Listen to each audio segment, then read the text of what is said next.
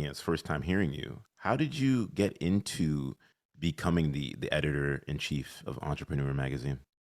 Well, I mean, it's as simple as there was a job available and I went for it and got it. But the the more insightful answer, I suppose, is that I spent my career really focused on what opportunity was the thing not in front of me. Like, what was I missing? I have this philosophy that I've developed over the course of my career, which is called work your next job. And work your next job goes like this: in front of you, Rory, in front of me, in front of our listeners right now, there are two sets of opportunities. Opportunity set A, opportunity set B. Opportunity set A is everything that is available to us. No, opportunity set, sorry, it's been a long day. It's all good. Opportunity set A is the stuff that's asked of us. So you show up to a job. What does your boss want you to do? What do you need to do to be successful to get a raise? That's opportunity set A. Opportunity set B is everything that is available to you that nobody is asking you to do. And so that could be at your job. That could be a project that you're working on, or somebody else is working on that you would like to join. That could be some kind of new skill that you could learn, but it could also be stuff outside of your job. It could be starting a podcast. Nobody asked you to start a podcast, start a podcast. Whatever it is, I'm telling you that opportunity set B is always more important. And the reason for that is because if you only focus on opportunity set A, you are only qualified to do the thing that you are already doing. If you focus on opportunity set B, that is where growth happens. That's where the unexpected happens. That's where you develop skills that you don't even know what they're for yet. And so, like, how did I get to be editor in chief of Entrepreneur Magazine? I mean, in many ways, the answer is that throughout my career, as I worked, whatever job I worked, I mean, I've been in magazines my entire career. I was focused on, hey, what's that thing over there? Hey, let me learn how to do that. Let me get in front of a camera, learn how to be good on camera. Let me get on stage and let me be good at that. So that by the time I got to this moment when I was talking with the president and the CEO of Entrepreneur Media about taking over Entrepreneur Magazine, they see this guy with all these skill sets and they say, this guy can not only run the magazine, not only bring in fresh ideas, but can represent us outside, can go on television and represent us well. This is the kind of person that we need. And that's all because of opportunity set B. Love that you say that. We're all about making opportunities in this entrepreneurial world and things like that. And I would say is, how did you use it to let it impact your brand? I think that's the biggest thing for all the listeners, because everybody wants to get into branding and marketing and Mm-hmm. things like that and finding the right lane to figure out to go into. But for you, Yeah.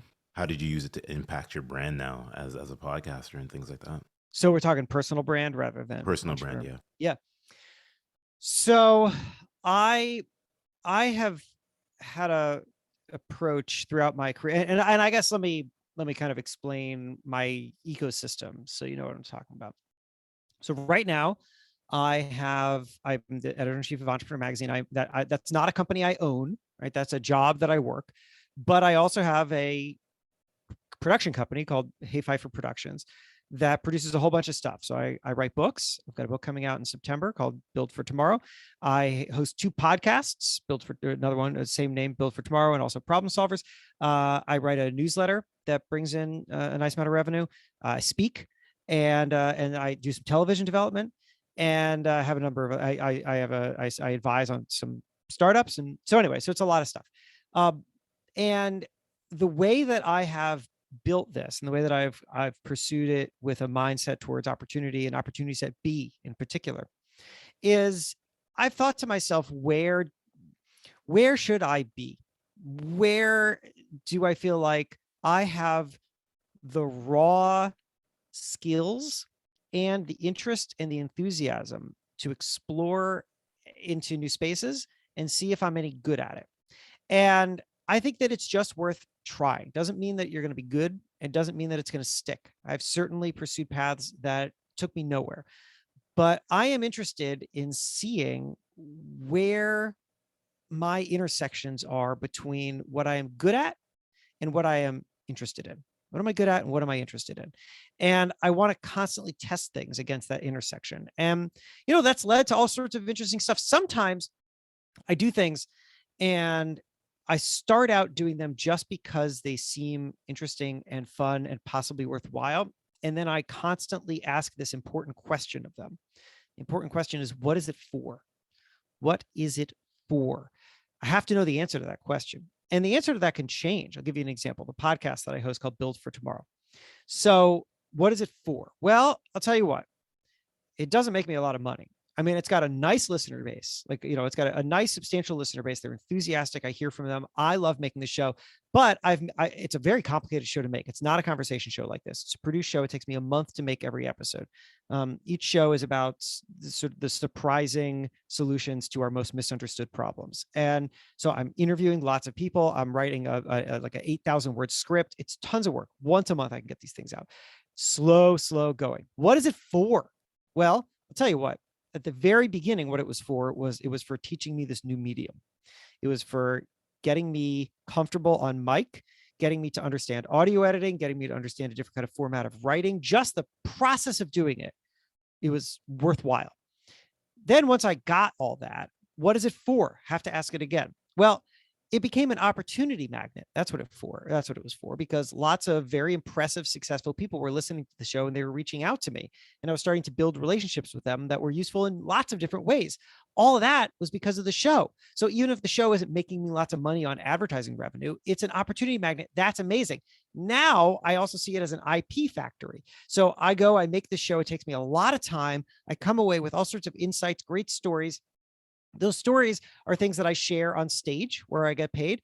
And I sold a book to Penguin Random House, same name, Build for Tomorrow, which is based on, in part, a lot of the research from the podcast. So now it's an IP factory as well. Constantly ask, what is it for? If the answer is nothing, it's for nothing, well, then drop it, because there's only so much time in the day. But if you know what that answer is, and even if it keeps changing, then it's worth continuing to pursue. And that's what I love about podcasting, because a lot of the people that I get to interview and I talk to and things like that Mm-hmm. all come from different worlds and different realms and businesses and things like that. So Yeah. when you say about all the things that you just unpacked there, as a podcaster, it's like, well, I gotta write some notes down, because it's all about building. You know what I mean? I Mm-hmm. tell that a lot of times to people. It's all about building, build. Yeah. And it's personal development also too. Everything we go through. Yeah. You know what I mean? And all that good stuff. What would you say are three tips you could provide the listeners to help them understand the power that they hold when it could be making these transitions from working world corporate coming over into the personal brand and things like that? Mm. Well, let me run you through this little exercise. Do it. And so I'm gonna set you up. When I was just starting out in my career, I misspoke a little bit. I said my entire career has been in magazines. My beginning of my career was in newspapers. I started out as a community newspaper reporter, and boy, I loved newspapers. I had aspired to be a newspaper reporter. I became a newspaper reporter. People would ask me, "What do you do?" I'd say, "I'm a newspaper reporter." I loved it. It was my thing. It was my identity. And then 2 or 3 years in, I said to myself, I'm in trouble, because newspapers are very unstable. Also, frankly, I don't enjoy being here as much as I thought I would. And I think I have to leave. But I've spent all this time framing my identity around newspaper reporter. And if I leave that job, what am I? Because if my identity is newspaper reporter, I'm not a newspaper reporter. What am I? And I left. I ended up getting into magazines. I made the same mistake. I just sort of shifted over into thinking, well, now I'm a magazine person. But, magagines have had their ups and downs. There have been plenty of times where I thought about leaving magazines too. Eventually, I realized I needed a different way of thinking about myself. Entrepreneurs provide that way of thinking, because here's something entrepreneurs do. They do not identify with their what, they identify with their why. The what is the newspaper reporter. The what is the magazine editor. The what is just the thing that I'm doing, the product of my work. That is my what I do. That's not who you are. You have to understand why you do something. What is at your core? What is the thing that can spawn a million different whats? Because that's the thing that's unchangeable. Rory, you're talking about people who might be leaving their jobs, or just thinking about how to expand what it is that they're doing, expand their footprint. And I think that one of the reasons that it will be hard for people to do that is because they identify too much with what they do at work. I remember talking to this this guy, Greg Fleischman, who's the CEO of a company called Foodsters. They make baking mixes and other sweets, and they were going to go through a big change. They spent like a year or something preparing for this big change, big rollout. It's going to redefine the company. Very exciting. And then like the kind of unexpected, the pandemic happened, actually is what happened, and they were shaken and they didn't know what to do, what direction to go in, and they decided to abandon, for complicated reasons that you don't need to know, abandoned their new product line, or they put it on hold for a while, and go back to the old stuff, right? And I asked Greg, was that a bummer? Was that difficult to do? To You were excited for these new things, you're excited to transform the brand, and now you have to think of this other way of moving forward? And he said no, because it goes back, these are his words, it goes back to, why do you start a brand to begin with? For us, we bring people joy with sweet baked goods. That's what it's all about. Bring people joy. And that is the why, right? That's the what would be, we make this one particular kind of product and we only do that. And if that is disrupted, then I don't know what I'm doing with myself, and I don't know why I'm showing up to work every day. But if my why is something so deep as we bring people joy with sweet baked goods, well, there are a million ways to do that. There's a million products that you can make. You can try one thing, and if it stops working, you could try something else, because it's about bringing joy to people. That is so much deeper. So here's the exercise. I promised an exercise. Here's what I think you should do. Imagine I'm going to run through a scenario 3 times. Somebody comes up to you at a party and they ask what you do. The first thing you're going to do is you're going to answer your what, right? I'm a newspaper reporter. And that's your tasks. What we're talking about is your tasks. So let's put that up on the board, your tasks. And now run it again. Somebody comes up to you at a party and they ask what you do. Look at the board. You can't say whatever you just said. Can't talk about your tasks. Scratch it off. What are you going to talk about? You're going to talk about your skills. You're going to talk about the thing that enables the tasks. So I would have said, well, what I do is I go out and I'm really good at drawing information out of people and then processing it in a way that is useful to others. Okay, cool, great. That's my skills. Digging deeper here. Now let's do it one more time. Somebody comes up to you at a party and they ask what you do. Can't talk about your tasks, can't talk about your skills. Now what are we going to talk about? Now we're going to talk about our core. Talk about our why. Talk about the thing that drove us to develop the skills that enable us to do the tasks. That's what we're talking about. That's a hard thing for people to identify if they haven't thought about it before. But I'm telling you, that's where you need to be. It can be a simple sentence. It could be just a few words. Mine, I tell stories in my own voice. That's what I figured out for myself. I tell stories, not magazine stories, not newspaper stories in my own voice. I'm not writing in somebody else's voice. I'm not serving somebody else's mission. Me. That's what I do. That's my core. So that means that if after our conversation right now, I check my inbox and it turns out that Entrepreneur Magazine has fired me, I mean, I hope they don't, but if they fire me, that's okay, because I identify as I tell stories in my own voice. I can do that in so many other ways. I have now liberated myself from feeling like I am at the whims of change. Instead, I understand my value and I understand how to build from it. That is the way to make that kind of transition. Wow. That was good. That was good. I feel the goosebumps right now. And the power of storytelling. This is why, for the last 5 years I've been doing this podcast, is bringing powerful guests, men and women that can storytell like no other. So that little piece there is just, it's so rewarding. And the audience, they're going to be like, yeah, I get what he means there, and things like that. You talk about your podcast, Yeah. build for tomorrow. Yes. What would be the biggest struggle? You say you go through all of this production, all this planning and things like that. When we think about struggles in podcasting, struggles in storytelling, how would you say you've overcame it to make it be who you are today? So, I mean, look, there is the practical challenges of podcasting, building an audience, very, very hard. But when I think about storytelling and challenge, I'll tell you the challenge that I've had, which I'm still working through.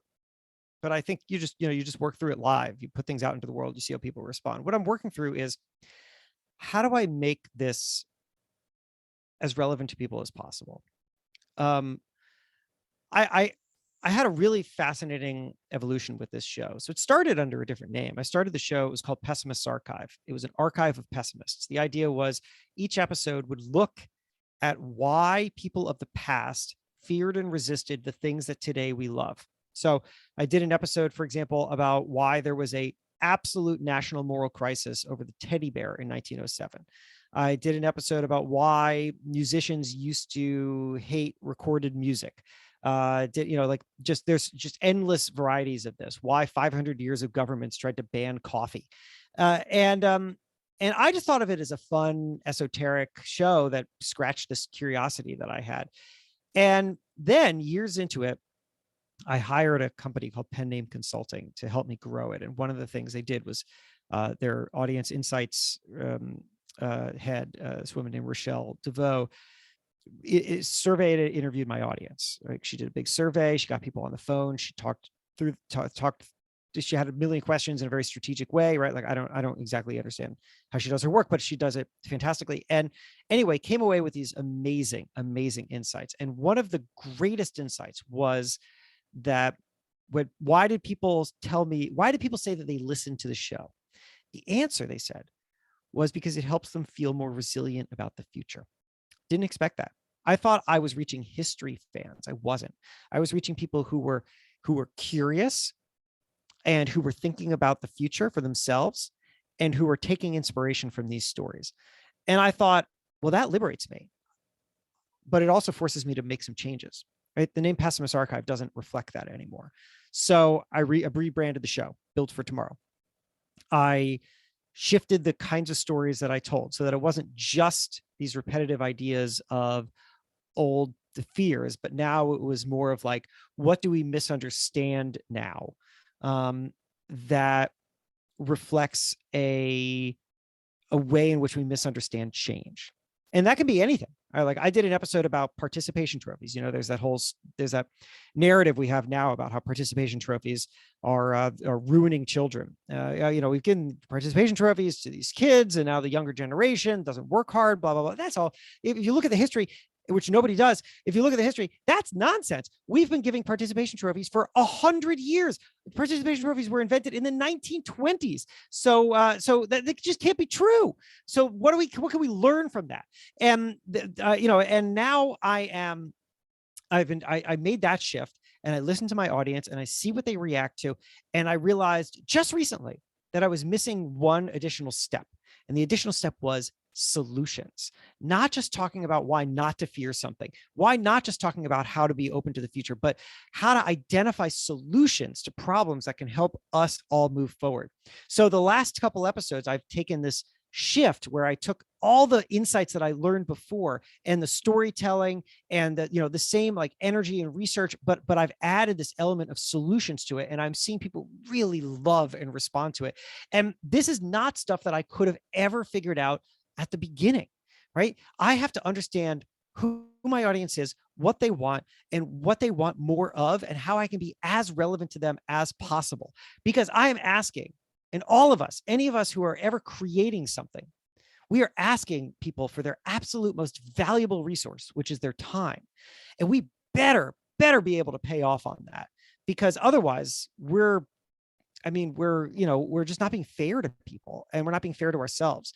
So this is the struggle for me, is figuring out how to be relevant. And I feel like I have figured a lot out, and I am sure I have a lot more to figure out. Wow. More fruitful gems by Jason Feifer, ladies and gentlemen. You know, before we get out of here, I always say is that podcasting is the most difficult thing I've probably ever done. It's Probably for hard. you too. It's very hard. You talk about capturing the audience and things like that.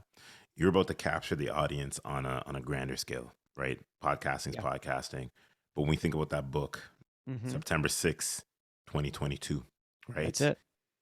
What would you say is going to be the biggest aha moment in this book that the audience are going to need to really understand once it comes out? Ah, oh, thanks. I appreciate that. So here is the thing. For a long time, I thought I'm going to write a book about change, how people grapple with change, because it's the consistent theme I've seen in the historical research that I've done, right? That success is born out of adaptability. And also it's the consistent theme among successful people that I meet with Entrepreneur Magazine, that the most successful people are the most adaptable. But I didn't know what my message was. I didn't know how to structure my message. I didn't know how to organize my thoughts. And then the pandemic came along and I watched how people navigated it, and I watched how people found opportunity in it.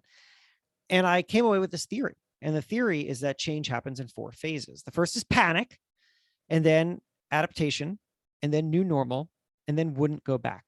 And wouldn't go back is not to discount loss and heartache, because there's plenty of that.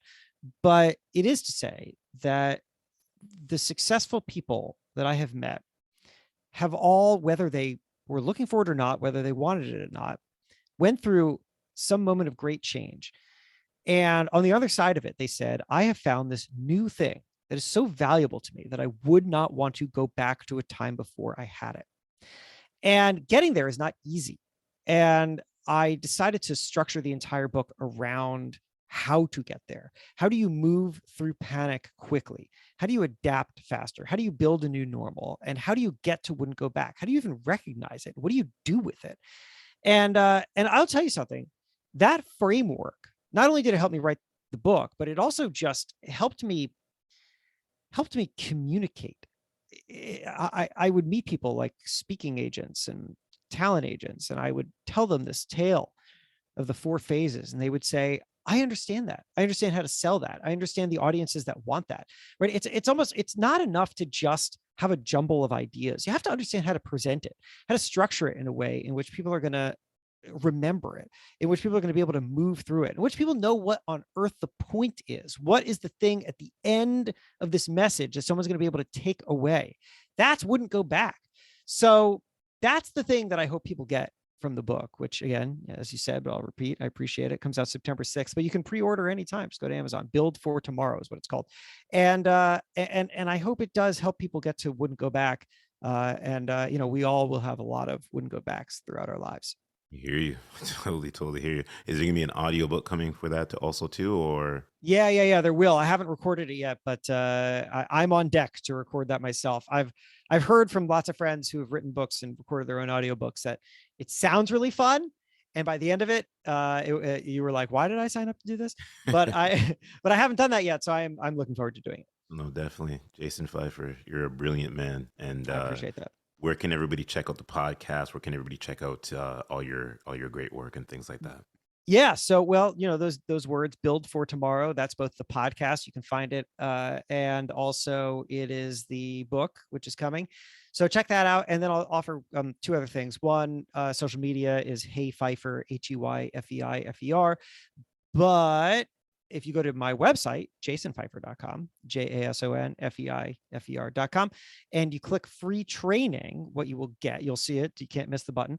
What you will get is a free audio course that I put together on how to be more adaptable. It has some of the things actually that we talked about here today, but then lots more, and gives you hopefully a way to think about change in your own life and the opportunities ahead. I love it, my man, and I appreciate you, and I know the audience will appreciate this podcasting message and all the fruitful gems you just gave to us today. Thank Oh, you. well, hey, thank you. Appreciate you.